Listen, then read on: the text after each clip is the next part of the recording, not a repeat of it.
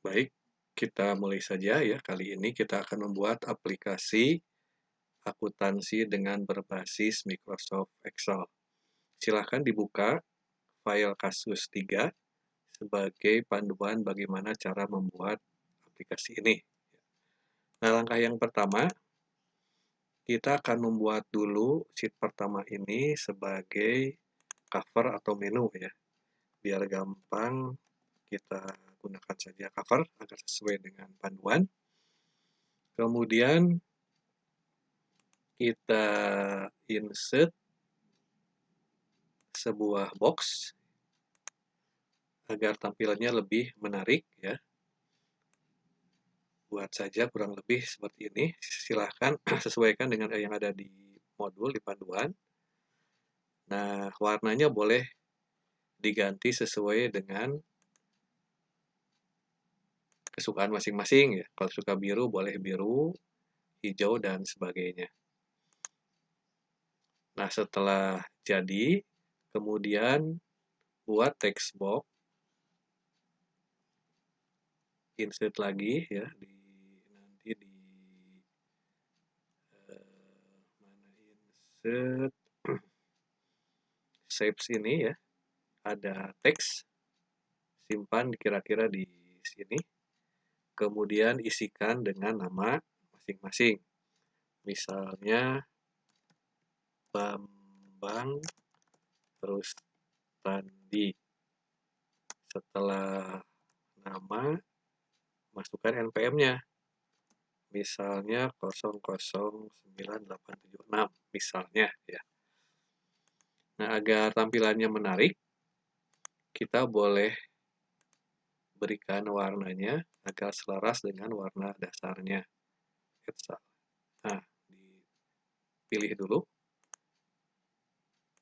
Nah, diaktifkan dulu text box-nya, kemudian kita pilih warna yang sesuai atau senada dengan background-nya.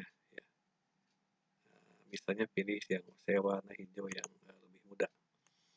Nah, agar cukup jelas, hurufnya kita ganti saja agar kelihatan lebih besar ya. 20 saja boleh ya. Termasuk tipe atau jenis fontnya. Silahkan disesuaikan saja ya. Di sini namanya. Kemudian yang kedua adalah insert lagi,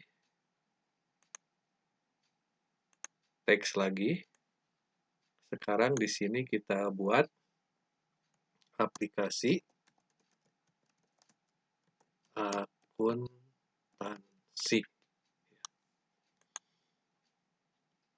Hurufnya juga disesuaikan saja biar kelihatan lebih besar ya, sesuai dengan bidang yang tadi kita gambar. Kemudian kita sesuaikan lagi, termasuk warnanya. Warnanya kalau mau dirubah silahkan agar kelihatan lebih bagus ya. Biar agak berlawanan, saya gunakan saja warna kuning ini. Silahkan disesuaikan posisinya. Nah, nanti di box ini, di kotak ini kita akan buat beberapa menu, tapi untuk sekarang cukup menuliskan nama dan aplikasi akuntansi. Nah, ini untuk sheet pertama. Sheet kedua, kita buat lagi kalau belum ada ya, silahkan diklik tanda plus ini sampai muncul sheet 2. Kalau desainnya sudah ada, jadi saya tinggal ganti saja namanya menjadi COA. Nah, kebetulan sudah saya buatkan sebagian ya. Jadi buat sesuaikan yang ada di panduan, di kasus yang sudah saya lampirkan di web. Ini namanya chart of account, kemudian kolom kode, nama akun, dan seterusnya. Nah, paling yang perlu diperhatikan, di sini ada tulisan per 1 Juli 2020. Kalau kurang jelas, ya saya perbesar. Nah, 01 Juli 2020. Sedangkan di address bar-nya ini merujuk tanggal 1 bulan 7. Nah, ini bukan tulis manual ya, tapi caranya adalah dengan memformat kotak ini ya. Nah, kalau belum muncul per 1 Julinya, tinggal klik kanan saja. Klik kanan, nanti ada format cell. Format cell, nah di custom. Kalau belum muncul seperti ini ya, dalam tanda petik jangan lupa ya, per titik 2, kemudian bukan titik 2 apa, tanda petik ya, tanda petik per titik 2, kemudian spasi per lagi, baru DD, MM, dan YYY. Karena per ini adalah karakter yang kita tambahkan, jadi harus diapit dengan tanda petik. Nah, kalau belum muncul, buat saja di sini, ya di type ini, tulisan seperti ini, per titik 2, tanda petik lagi, dan seterusnya. Sampai di sampelnya muncul tulisan per titik 2, 1 Juli 2020. Nah, kalau sudah, tinggal klik saja OK. Nah, sebelum masuk ke pengisian kolomnya, langkah pertama ini abaikan dulu ya, kode, aset, dan seterusnya kita abaikan dulu. Kita buat dulu kolom ini ya, saldo normal, indentasi, dan saldo lagi, bukan saldo normal lagi ya, ini saldo harusnya. Ini bukan saldo sebenarnya sih, salah ya. Ini keterangan sih harusnya ya. Saya ganti saja. Ini untuk keterangan akun ya. Keterangan akun. Jadi ada di sini berapa? 1, 2, 3, 4, 5, 6. Akun debit, akun kredit, header, subheader, jumlah, dan total. Nah, indentasinya 1, 2, 3, 0. Sedangkan saldo, ini kan bukan saldo normal nih, harusnya saldo aja ya. Saldo, ini saldonya baru dan penutupan untuk di sini ya. Nah, ini kalau lihat di baru ini ada pilihan ya, atau combo box ya, drop down box. Nah, bagaimana cara membuat drop down box ini ya? Ini contohnya kebetulan sudah ada yang baru. Nah, kalau diklik penutupan akan terpilih penutupan. Kalau klik baru akan terpilih baru. Nah, kita akan terapkan ke keterangan ini ya. Nah, caranya tinggal klik di sini di baris keterangan ini, baris yang pertama. Kemudian masuk ke menu data, kemudian data validation. Klik saja tanda panah kecilnya, kemudian klik data validation. Sampai terbuka Windows seperti ini. Nah, pilihan di sini ada any value, kita klik saja. Kita pilih yang list. Nah, kalau yang terpilih list, akan muncul pilihan source ini. Ya. Jadi si MS Excel-nya akan menanyakan sumbernya dari mana. Kita klik saja, kemudian geser ke akun debit ini, kemudian kita drag sampai bawah, sampai pilihan total terpilih. Ya. Setelah itu, tekan Enter, sehingga source-nya di sini muncul ya, di kolom N8 sampai dengan N13. Nah, kalau sudah, klik saja OK. Nah, sekarang kita coba ya. Nah, sudah muncul ya. Nah, ini bisa kita gunakan kalau sudah seperti ini ya. Tinggal klik tanda panahnya. Misalnya aset ini adalah untuk header ya. Nah, baris keduanya bagaimana? Belum ada ya. Tinggal kita kopikan saja caranya ya. Kopikan, copy ini, kemudian paste ke baris bawahnya. Nah, kita sesuaikan isinya ya. Tapi isi dulu di sini nih kode akun dan nama akunnya ya. Ini tulis manual ya. Lihat di panduan bagaimana cara mengisikannya atau urutannya. Nah, 1000 ini aset dan seterusnya isi secara manual.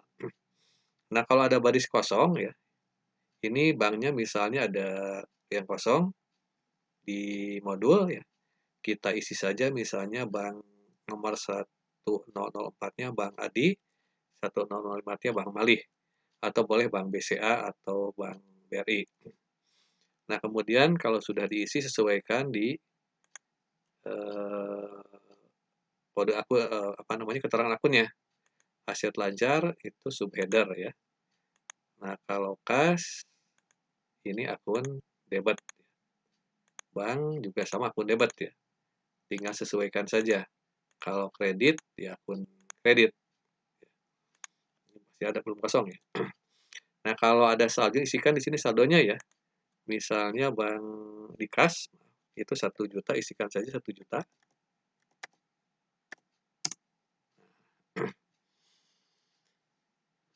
Saldo awal penutupannya kita kosongkan ya.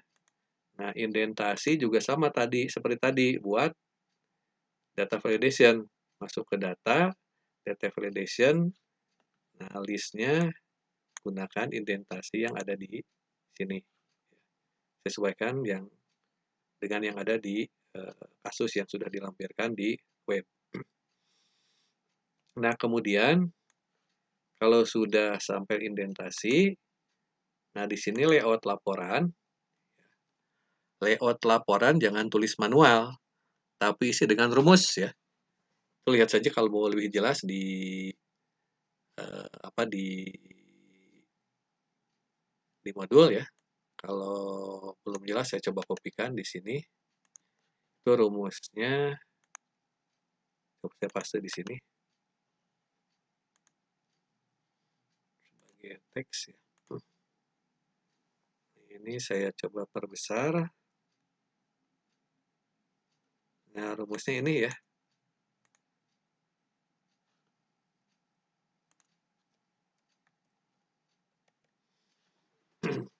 Nah, ya, lewat laporan ini A8 itu yang mana? Yang ini ya. A8 sama dengan tanda petik 2 ya, koma, tanda petik spasi, tanda petik lagi, koma, concatenate. Itu concatenate itu untuk menggabungkan dua kata ya. Dan seterusnya sehingga ada rep ini untuk memberikan baris kosong ya. Nah, akan merujuk ke indentasi ini.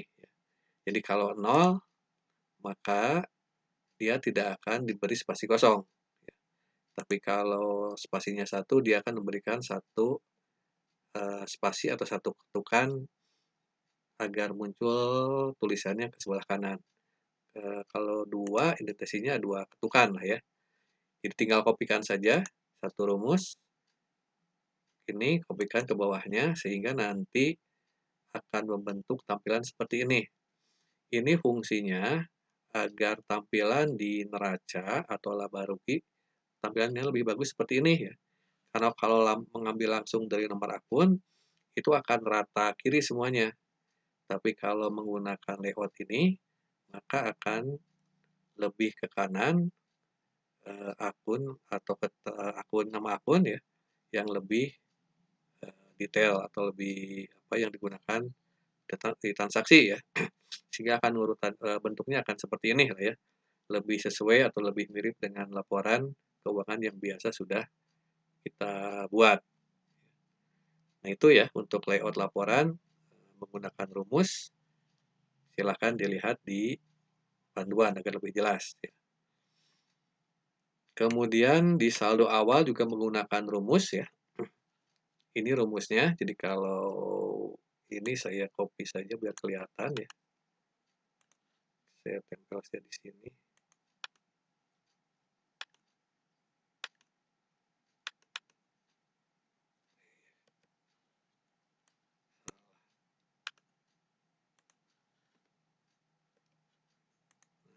Saya kopikan di sini.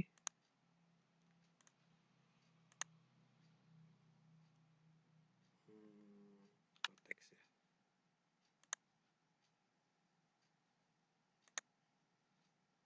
Nggak mau ya. Bentar. Copy.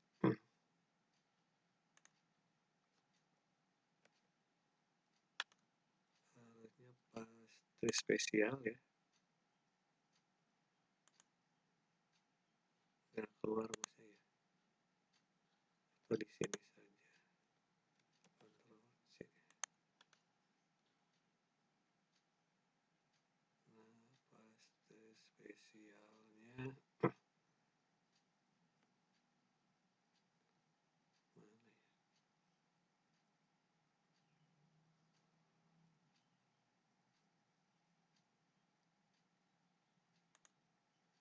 Pastry spesialnya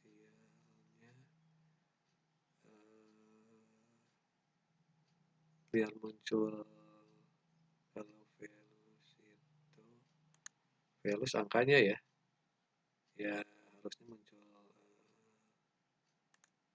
teksnya. Intinya nanti aja lebih jelas ya, ini daripada nanti kelamaan ya. Yang jelas nanti rumusnya di sini if H4 tuh yang mana? H4 tuh yang if H4 ini ya, H4 ini baru ya, maka dia akan mengambil data yang ada di D8. D8 mana ini? Nggak usah ditulis manual lagi ya. Jadi kalau ininya baru, dia akan menuliskan data yang ada di H8. Nah, kalau kosong, maka tuliskan kosong seperti ini. Ya, mudah-mudahan jelas ya. Kalau kurang jelas, silahkan ajukan pertanyaan di komen.